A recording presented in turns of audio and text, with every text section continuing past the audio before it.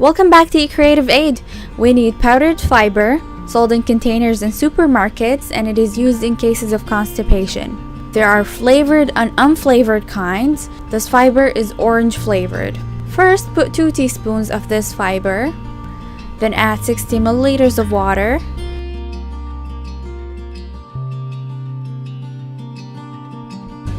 Mix it well until completely dissolved in water.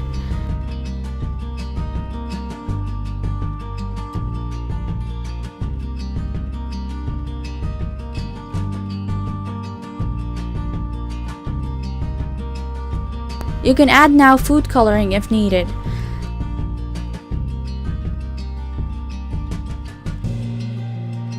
Then cover it with plastic wrap.